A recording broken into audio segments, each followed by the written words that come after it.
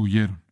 Pero cierto joven le seguía, cubierto el cuerpo con su sábana, y le prendieron. Mas él, dejando la sábana, huyó desnudo. Cuando era alumno en el seminario, tenía que escribir mi disertación antes de que pudiera graduarme. Había muchos temas de los que pude haber escrito una disertación, pero mi disertación de graduación se tituló Un estudio del personaje de Judas Iscariote, porque incluso como joven, al principio de mis 20, él estaba entre las personas más fascinantes en las páginas de las Escrituras. Un incrédulo incomprensible. ¿Cómo podía alguien pasar 3 años, 24 horas al día, 7 días a la semana en la presencia de Jesucristo y hacer lo que hizo? ¿Cómo podía alguien ser así de malo, así de impío, así de egoísta, así de endurecido, así de falto de esperanza? Escribí la disertación. El comité aceptó la disertación y me gradué. Ya han pasado muchas décadas y todavía no puedo comprender a Judas. Pero retrocedamos un poquito. El consejo judío que gobernaba la Suprema Corte de Israel se llamaba el Sanedrín. Eso simplemente significa la reunión. Era una reunión de líderes religiosos.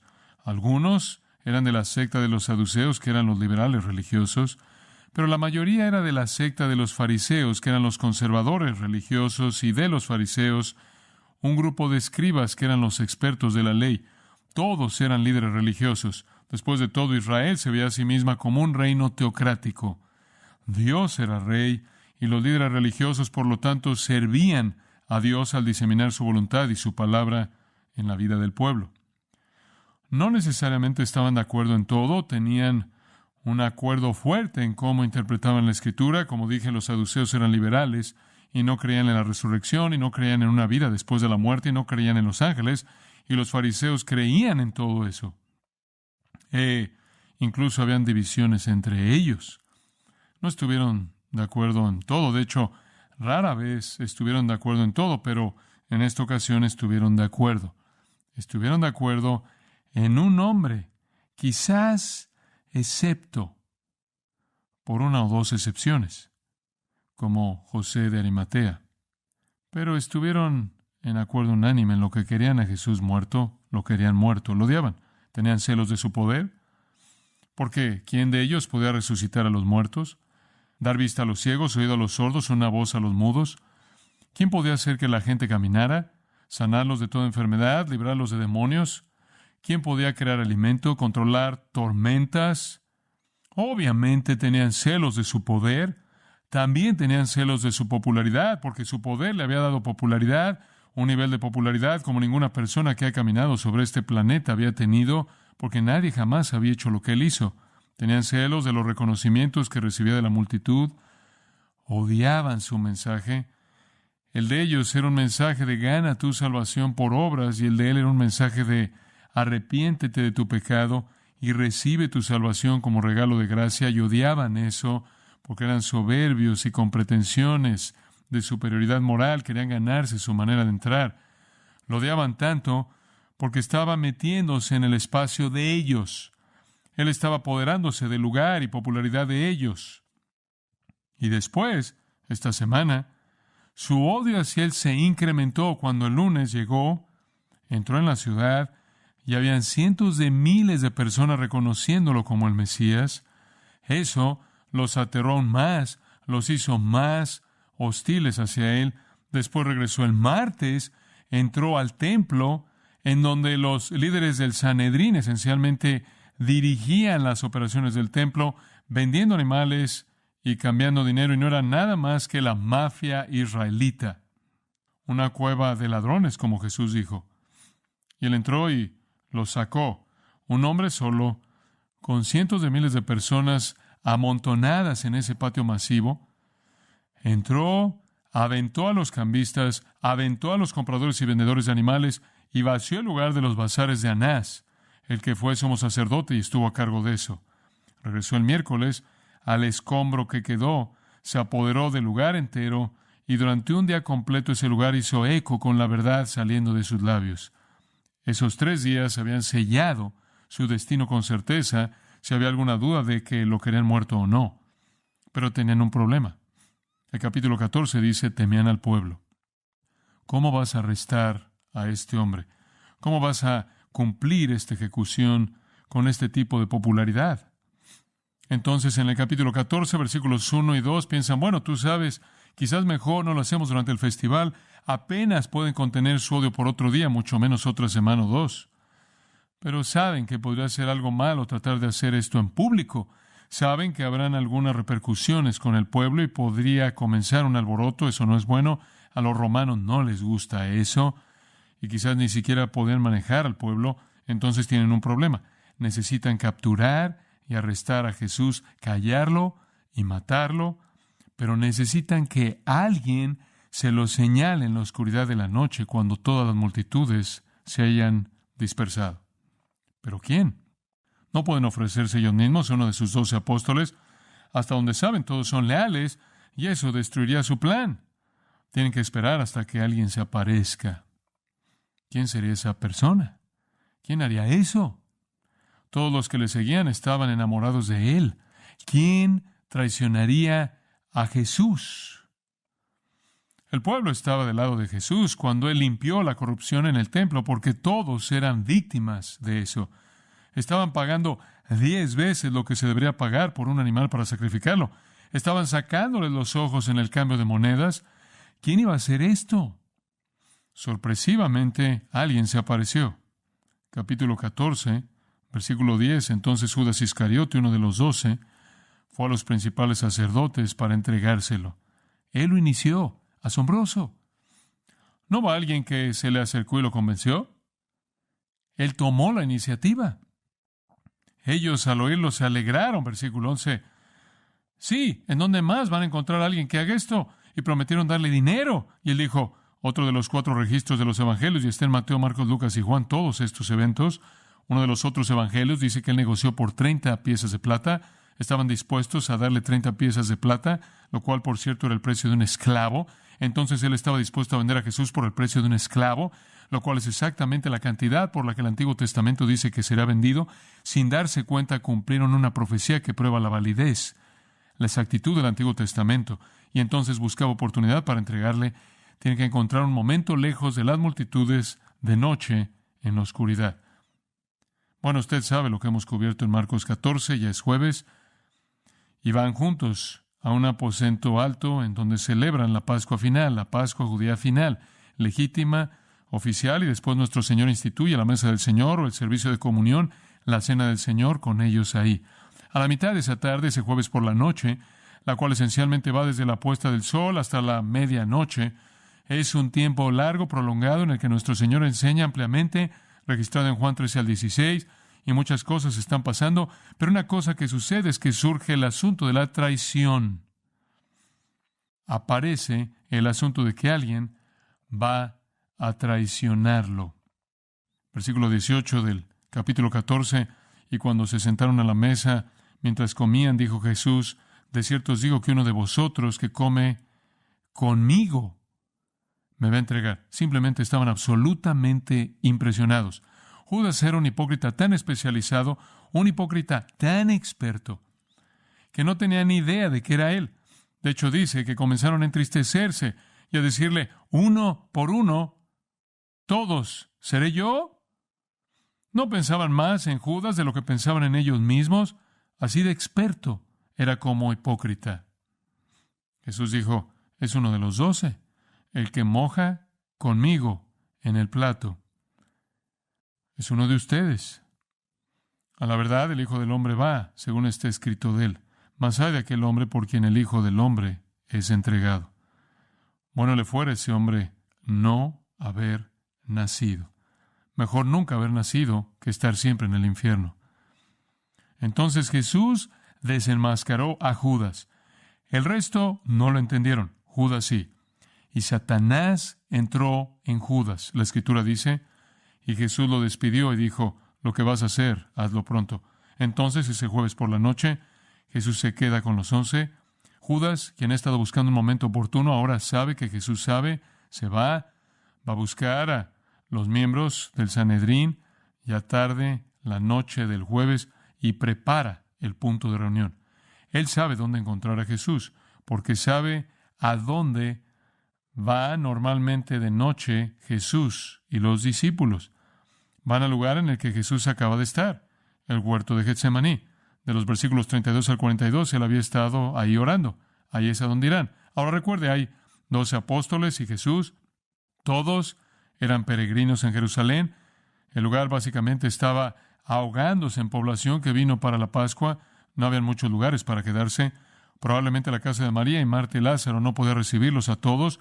Entonces había una persona rica en la ciudad que tenía un jardín en el Monte de los Olivos, que proveyó el jardín para ellos y estuvieron ahí de noche. En un lugar que la Biblia dice que visitaban, Juan 18, Lucas 22, 39, y dice que Judas lo conocía bien. Él sabía que ahí es a donde irían. Esta es una trampa perfecta para él. Está fuera de la ciudad, está en el Monte de los Olivos, y cuando el sol se pone en el mundo antiguo, realmente está oscuro. Entonces él planea llevar a los líderes de Israel y su grupo para encontrar a Jesús en la oscuridad del jardín de Getsemaní. Nuestro Señor ya está ahí para cuando llegamos a este pasaje en el versículo 43, porque Él vino ahí en el versículo 32. El versículo 32 nos dice que Él vino a Getsemaní, Él estuvo allí por unas horas orando. Usted recuerda su oración: aparta de mí esta copa 3 veces, mas no lo que yo quiero, sino lo que tú. Y Él obedece al Padre, irá a la cruz, y eso es lo que me pides que haga, por horrendo que sea estar separado de ti y llevar el pecado. Él está dispuesto a hacerlo. Mientras que está orando, los discípulos están durmiendo. Él les advierte que es peligroso dormir cuando usted debería estar orando, porque la tentación viene. La reunión de oración se acaba cuando usted llega al versículo 41, a la mitad del versículo. La hora ha venido. He aquí el Hijo del Hombre es entregado en manos de pecadores. Levantaos, vamos, he aquí, se acerca el que me entrega. Están allá arriba, aquí viene este grupo, y hay tantos como 1,000 de ellos en la multitud que viene. Pueden ver las antorchas, pueden oír a la multitud moviéndose. Nuestro Señor la ve, dice: se acabó el tiempo de oración, vámonos. Y Él no va en la dirección opuesta, Él entra a la multitud. Ahí es en donde retomamos la historia, en el versículo 43. Y aquí, temprano en la oscuridad, el viernes por la mañana, todo comienza a moverse para la ejecución de Jesús. Él estará muerto para las 3 de la tarde. Así de rápido pasa esto. Una traición, un arresto, 2 juicios, uno delante de los judíos y uno delante de los gentiles, cada uno con 3 partes, una crucifixión y muerte. Todos para las 3 de la tarde. Él estará en la tumba antes de que se ponga el sol. Entonces Él estará en la tumba el viernes, sábado en la tumba y domingo una parte de ese día en la tumba, resucitando más tarde el domingo por la mañana para que cumpla la profecía de ser crucificado y sepultado por 3 días. Dios está en control de todos estos detalles. Estos incrédulos, torpes, que odian a Jesús, están cumpliendo paso a paso el plan de Dios y no son menos culpables por hacerlo, porque lo hicieron motivados por el odio de sus propios corazones. Muy bien, entremos en la escena. Primero está la multitud confrontadora. Mientras que Él todavía estaba hablando, todavía hablándole a sus discípulos, dijo: levantaos, vamos, Judas está aquí, están aquí. Judas, uno de los 12, y parece que ese título que lo describe, que acabamos de leer en otra parte de este capítulo, es la manera en la que Marcos habla de la idea increíble de que este hombre rechazó a Cristo. Él simplemente no lo puede superar. Uno de los 12, uno de los 12, uno de los 12. ¿Cómo puede ser eso? Judas, uno de los 12. La tragedia final. El hombre con la oportunidad más grande y privilegio que podía llegar a tener una persona, estar con Cristo, el Hijo de Dios. Ese hombre, uno de los 12. Noche ocupada para él. El Señor lo despidió. Judas fue llenado por Satanás. Usted sabe cómo se ve una persona poseída por demonios en el texto de la Escritura. Tenemos descripciones de ellos. Bueno, él está poseído por Satanás mismo. Hay un sentido en el que el diablo ha tomado el control de él.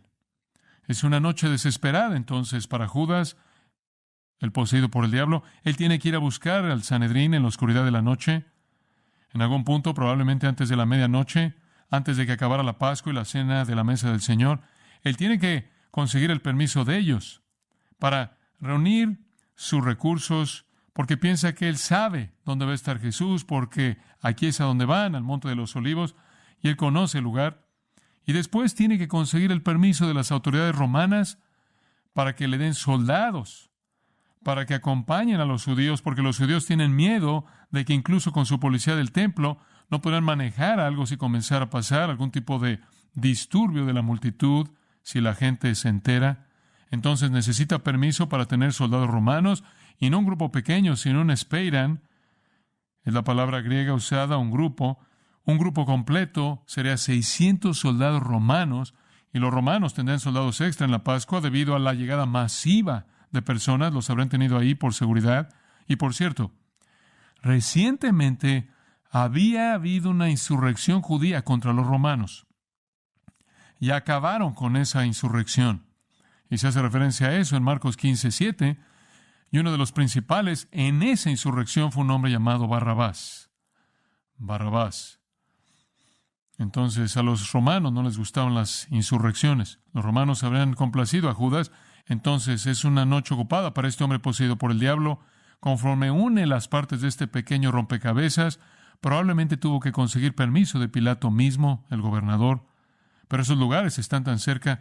El fuerte Antonio, en donde estaban los romanos y en donde Pilato estaba, está a menos de 1 minuto caminando del muro, el lado noreste del templo, el muro norte del templo. Todo está muy cerca y él estaba esforzándose por acabar todo. Él había entregado el lugar y, por lo tanto, al Hijo de Dios por 30 piezas de plata. Entonces la multitud se aparece. Dice en el versículo 43, estaban ahí con espadas y palos. Las espadas habrían sido de los romanos. Macaira es la palabra. Llevaban una daga pequeña, una daga muy letal, filosa de los dos lados, una daga de doble filo, y eran expertos en usarla para cortar gargantas y colocar esa daga en los lugares apropiados para terminar rápidamente con una vida. Eran expertos en eso. Palos habrían sido de la policía del templo.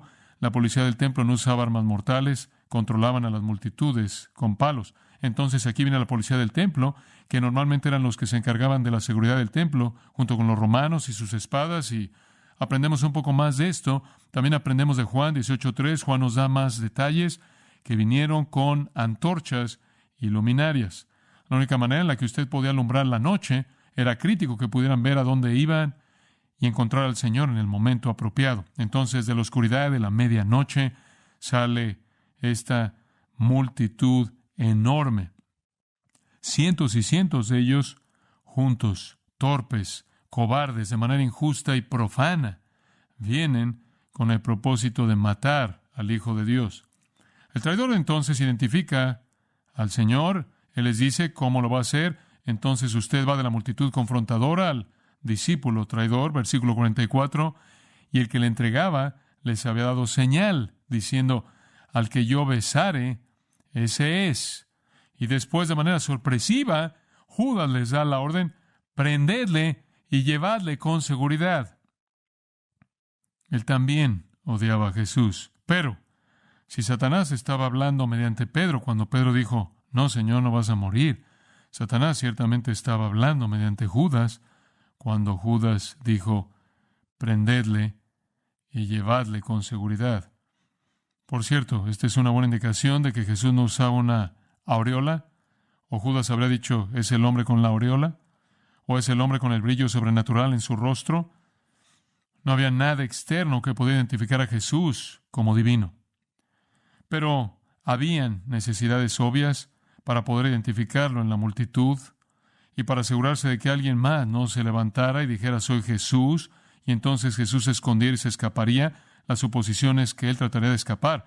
Esa es otra razón de la fuerza, que él trataría de escapar, que él no iba a dejar que esto pasara. No crean que alguien más pretendiera ser Jesús mientras que él se escapaba. Entonces Judas dice, voy a señalarlo a quien yo besé. Él es, prendedle. Un beso, un abrazo fuerte, una señal antigua que se podía dar de varias maneras. Los esclavos besaban pies, los inferiores besaban manos.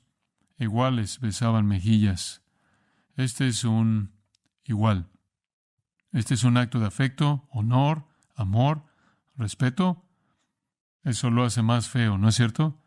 Digo, todos hemos sido traicionados. Todos sabemos eso. Pero con un beso. Esto es hipocresía de la más oscura. El varón de dolores tuvo muchos dolores, y él puede añadir esto a la lista. El versículo 45 dice, Judas, sin vacilar, y cuando vino, Judas se acercó luego a él y le dijo, Maestro, Maestro, y le besó, y le besó. Por cierto, el verbo griego katafileo aquí significa besar fervientemente, besar fervientemente. Tiene una preposición añadida al frente que intensifica el verbo. Esto fue un afecto continuo, una expresión de afecto. Esto nos recuerda al hijo pródigo viniendo a casa, y el padre se acuerda en Lucas 15, recibiendo al pródigo y besándolo en la cabeza. Hombre, Judas realmente presentó un espectáculo dramático de afecto falso, diseñado para ser exactamente inequívoco quién era, para que los soldados supieran. Lucas añade esto. Lucas 22:48, Jesús le dijo, Judas, ¿con un beso entregas al Hijo del Hombre? ¿Estás traicionando al Hijo del Hombre con un beso? ¿Con un beso? Jesús pudo haberlo destruido al instante, pero no lo hizo. Él se somete a la traición para que la Escritura se cumpliese. Usted recuerda que el salmista dijo, ¿no es cierto?, que su propio amigo conocido levantaría su talón contra él y él sería traicionado en la casa de sus amigos. Marcos no dice nada más de Judas. Él lo besa y desaparece de las páginas de la historia de Marcos. Entonces, ¿qué le pasó a Judas? Mateo nos dice. Mateo capítulo 27 nos dice lo que pasó. Judas, el que le había entregado, versículo 3, viendo que era condenado. ¿Qué significa eso? Judas se quedó después de que lo traicionó esa noche. Él se quedó para el juicio esa mañana. El juicio pasó en las primeras horas de la mañana y al final del juicio Jesús fue condenado a muerte. Y Judas todavía está cerca de los bordes observando qué pasa esto. Y cuando vio que él había sido condenado, sintió remordimiento y devolvió las 30 piezas de plata a los principales sacerdotes y a los ancianos. Él regresó a donde se encontraba el Sanedrín y les devolvió el dinero. Y dijo, versículo 4, yo he pecado, entregando sangre inocente. Mas ellos dijeron, ¿qué nos importa a nosotros? Allá tú. Y arrojando las piezas de plata en el templo, salió y fue y se ahorcó. ¿Se ahorcó? Eso es remordimiento. Eso no es arrepentimiento para salvación. Él salió y se ahorcó. Él no hizo eso. Muy bien, porque Hechos 1 dice que finalmente su cuerpo cayó, se despedazó en las rocas y sus intestinos salieron. La cuerda se rompió, la rama se rompió mientras se colgó sobre la orilla y murió una muerte horrenda, trágica. Y la gente no nombra a sus hijos Judas, ni siquiera tienen perros que los nombran Judas. La ilustración más grande de oportunidad desperdiciada, privilegio desaprovechado, jamás, jamás, jamás, jamás vista. Entonces arrestan a Jesús. Versículo 46. Entonces ellos le echaron mano y le prendieron. Juan 18:12 dice que el grupo romano y el comandante y los oficiales de los judíos, la policía del templo, arrestaron a Jesús y lo amarraron. Eso nos lleva de regreso al versículo 47. Hemos visto la multitud confrontadora, hemos visto al traidor feo, trágico, Judas. Ahora se nos presenta otra persona en el drama. Lo vamos a llamar el discípulo impulsivo. El discípulo impulsivo. Versículo 47. Pero uno de los que estaban allí, sacando la espada, hirió al siervo del sumo sacerdote, cortándole la oreja. Esto es extraño. Un incidente sorprendente. Afortunadamente, sabemos quién es este. Si no se nos dijera, sabremos de cualquier manera. Podríamos imaginarnos que podría ser Pedro, ¿no es cierto? Podríamos imaginarnos que sería Pedro. Impulsivo, intempestivo Pedro. Y tenemos razón. Según Juan 18:10, fue Pedro. Y según Juan 18:10, el nombre del hombre era Malco. Y era un siervo de Caifás, el sumo sacerdote. Él ni siquiera era un oficial de policía ni era un soldado. ¿Qué está haciendo Pedro? Con frecuencia él parece estar fuera de órbita con el plano, ¿es cierto? ¿Por qué está haciendo esto? Le voy a decir por qué está haciendo esto. Él tiene algo que probar. De regreso al versículo 29 del capítulo 14, Pedro le dijo a Jesús, aunque todos se escandalicen, yo no. Pero era un hombre seguro de sí mismo. Hombre, él creía en sí mismo. ¿Sabe? Él hubiera encajado en el mundo moderno. Si crees en ti mismo, puedes hacer lo que sea. Ese era Pedro. Él creía en sí mismo. Él no fracasaría. Él no fracasaría. Dice usted, bueno, hay algo de osadía y algo de valentía ahí. Seguro. Hay algo de osadía y algo de valentía. Pero algo acababa de pasar que llevó a Pedro a ser así de valiente, y le voy a decir lo que era. Juan 18. Juan 18 da el mismo relato, mismo incidente, pero debe saber lo que pasó ahí. Todos llegan, el grupo, Jesús se acerca al grupo romano, los oficiales, los principales sacerdotes, los fariseos, la multitud masiva con sus antorchas y armas y luminares, y Jesús dice, ¿a quién buscáis? ¿A quién están buscando? Le respondieron, a Jesús Nazareno. Jesús les dijo, ego eimi, yo soy. Y él dijo el tetragramatón, el nombre de Dios, el yo soy. Y eso fue todo lo que tuvo que decir. Decir, yo soy. Judas estaba de pie con él, y cuando dijo, yo soy, todos se colapsaron y cayeron al suelo. La multitud entera cayó. Ellos no podían tocar su poder si él no les daba permiso. Esa es la razón por la que dijo, nadie me quita la vida, yo la pongo por mí mismo. Él les volvió a preguntar, una vez que se levantaron, arrastrándose, ¿a quién buscáis? Y ellos dijeron, a Jesús Nazareno. Él les dijo, os he dicho que yo soy. Ahora, si usted acababa de ver a Jesús decir, yo soy en griego, diferente en arameo, pero si usted, tomamos dos palabras, una palabra en arameo, si usted acababa de ver a Jesús decir una palabra y 1,000 personas se colapsaron al suelo, usted se sentiría bien, ¿verdad?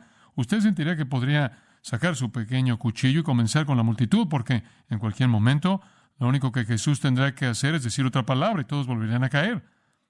Fue un acto sorprendente, milagroso, triunfal, glorioso, poderoso de Jesús, que le infundió a Pedro fortaleza. Él necesitaba volver a probar su lealtad. Dice usted, ¿de dónde sacó una espada? ¿Qué está haciendo con una espada? Bueno, Lucas nos dice que Jesús dijo en Lucas 22, 36 al 38, saben, los envió, no tomaron un cinto, no tomaron una bolsa, no tomaron zapatos extra, salieron y predicaron el Evangelio y fueron cuidados y sus necesidades fueron satisfechas, pero en el futuro cuando los envíe, más vale que lleven un cinto y más vale que lleven una bolsa porque va a haber persecución allá afuera. Y por cierto, más vale que tomen una espada. Él de hecho les dijo, si no tienen una espada, más vale que consigan una.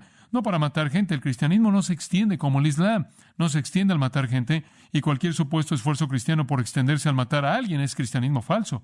Pero él dijo, van a necesitar una espada, porque van a ser confrontados, van a ser perseguidos, van a necesitar tener la capacidad de defenderse a sí mismos, en lo cual el Señor promueve la defensa personal. Entonces Pedro dijo al final de esa pequeña conversación en Lucas 22, algunos de los discípulos respondieron, tenemos 2 espadas, encontramos 2 en el grupo. Bueno, puede estar seguro de que Pedro tenía una de ellas, o hasta donde sabemos, él es Pedro 2 espadas.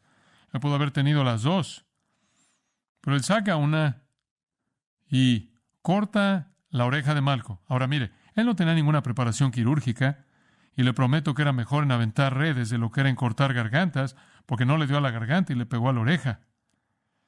Él no estaba tratando de cortar la oreja de alguien. Él estaba tratando de cortar la garganta, porque eso es lo que usted hacía con eso. El hombre se agachó, y el Señor dice, según Lucas 22, basta, no más de esto, no más de esto. Esto es pensar mal, es impulsivo y peligroso, porque en Mateo 26 le dice a Pedro, Pedro, mete tu espada, porque el que vive por la espada, muere por la espada. Y nuestro Señor con eso promueve la pena capital en el crimen capital. Esa es una reiteración de Génesis 9. El que derramare sangre de hombre, por el hombre su sangre será derramada. Pedro, tienen derecho de matarte si matas a alguien. Ese es nuestro Señor promoviendo la pena capital. Mete tu espada en la funda. Juan 18:11 dice, mete tu espada en la funda. La copa que el Padre me ha dado, ¿no la beberé? Y más adelante Jesús dice, mi reino no es de este mundo, de otra manera mis siervos pelearían. El reino no se extiende por la fuerza, se extiende una persona a la vez por la fe en Cristo. El cristianismo no avanza por la espada, en absoluto. La gente dice, bueno, los cristianos están peleando en Irlanda del Norte, y los cristianos están peleando en Bosnia y Croacia, y los cristianos... ¿Qué hay acerca de las cruzadas? Nada de eso es cristiano. Podrá tener la palabra, no es cristiano. El reino avanza un alma a la vez por la fe en Cristo. Bueno, aprendimos del registro del Nuevo Testamento que el Señor se estiró y le dio una nueva oreja. La única curación en el Nuevo Testamento de una herida fresca. Pedro, así no es como hacemos esto. Entonces usted ve la multitud del traidor y usted ve al discípulo impulsivo. Y después en la siguiente escena pequeña usted ve al Cristo glorioso, al Cristo triunfal. Y respondiendo Jesús les dijo, ¿cómo contra un ladrón habéis salido con espadas y con palos para prenderme? Cada día estaba con vosotros enseñando en el templo y no me prendisteis, pero, como para decir aquí y ahora, es así para que se cumplan las Escrituras. ¿Sabe? Él está rodeado de esta multitud de personas realmente trágicas, líderes corruptos, apóstatas, religiosos, soldados romanos, torpes, ciegos, ignorantes, paganos que adoraban ídolos, matones de profesión, seguidores débiles, cobardes, pensando mal, y un traidor miserable, malo. Él está de pie ante las fuerzas del infierno y las fuerzas del hombre, y él simplemente está a cargo. Él dice, ¿por qué ahora? ¿Piensan que van a encontrar resistencia? ¿Por qué todos los soldados? ¿Por qué toda la policía? ¿Por qué todos los palos? ¿Y dónde estaban el lunes cuando estaba en el templo? ¿Y dónde estaban el martes cuando estuve ahí? ¿Y por qué no me arrestaron el miércoles? Y lo que está haciendo es desenmascarar la hipocresía de esta operación clandestina en la que se lo están llevando de noche, porque era una violación de todas sus leyes. Su majestad gloriosa es demostrada mediante la multitud que se cayó cuando Él dice yo soy, demostrada por la tranquilidad, la calma asombrosa, conforme Él hace preguntas razonables. ¿Soy algún ladrón? ¿Algún ladrón de carretera? ¿Algún pillo? Para que necesiten a todos estos soldados y a todos estos policías. ¿Alguna vez he tratado de huir de ustedes? ¿Acaso no estuve ahí todos los días esta semana? ¿Dónde estaban ustedes? Pero la razón por la que están aquí en este momento, a la mitad de la noche en un viernes, es porque hoy es el día en el que la Escritura será cumplida y en su enojo inconsciente hostil están cumpliendo el plan de Dios a tiempo. Esa es la razón por la que están aquí. La Escritura se cumplirá. Él morirá a las 3 de la tarde, al mismo tiempo en el que los corderos de la Pascua están siendo matados, porque Él es el verdadero Cordero de la Pascua. Ahora un comentario a pie de página que mencioné la semana pasada, solo brevemente. ¿Por qué Satanás trataría de evitar que Jesús fuera a la cruz? Lo cual lo hizo antes. Pedro dijo, no, Señor, no vas a morir, no vas a morir, no vas a morir. Y Jesús dijo, quítate de delante de mí, Satanás. Fue Satanás tratando de evitar que fuera a la cruz. Fue Satanás quien lo tentó y dijo, te daré los reinos del mundo, puedes tener la popularidad, puedes tomar tu satisfacción, no necesitas la cruz en su tentación. Si Satanás quiere evitar que vaya a la cruz, entonces, ¿por qué Satanás entró en Judas e hizo que Judas fuera a la gente que quiere arrestarlo para que puedan matarlo? ¿Por qué Satanás motiva a Judas a ir al Sanedrín para que Jesús sea arrestado y ejecutado? No sé cómo funciona la mente de Satanás, pero es bastante simple. Me parece que lo único que los líderes de Israel no querían hacer era arrestar a Jesús durante la Pascua. Dijeron eso. No querían arrestarlo.